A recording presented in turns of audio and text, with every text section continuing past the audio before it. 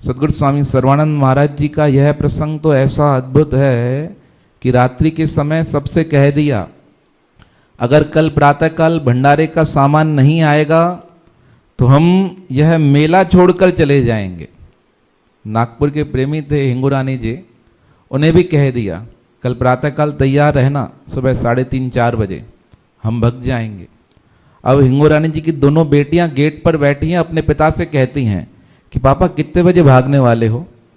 वो बच्चे छोटे, उन्हें क्या ज्ञान, 8-10 साल के बच्चों को बता दिया पिता ने। अब प्रातःकाल 3:30-4 बजे हैं, एक व्यक्ति बैलगाड़ी पर चढ़कर पटका पहनकर अमरापुर दरबार के अंदर आता है, बैलगाड़ी पर सामान लाद कर। गेट वाला गेट खोलता है, कोठारी को आकर सामान देता है। पूछते हैं कहाँ से आए हैं, तो कहता है बैलगाड़ी वाला किसी सेठ ने भेजा है। कहा फिर आप रुको थोड़ी देर, गुरु महाराज जी आएंगे, सद्गुरु स्वामी सर्वानंद महाराज मिलकर जाइएगा। कहा नहीं नहीं हमें काम है, हमें जाना है। कहा आप मिलकर जाओ उनसे। कहा नहीं हमें जाना है, आप यह सामान दे देना। कहा बताओ तो सही किसने भेजा है।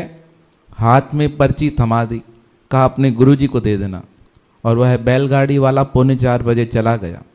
स्वामी जी आए स्नान वान करके, समाधि का दर्शन करके, और स्वामी जी को मन में था कैसे भंडारा होगा और निकल जाना चाहिए। ऐसा सोच ही रहे थे कि कोठार के उधर से गुजरे तो कोठारी ने कहा महाराज जी सामान आया है, पर्ची आई है।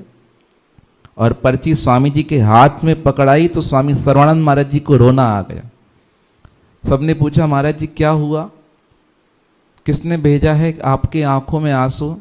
तो सद्गुरु स्वामी सर्वानंद महाराज ने पर्ची आगे की, उसमें क्या लिखा था, लेने वाला टेऊ राम, देने वाला टेऊ राम।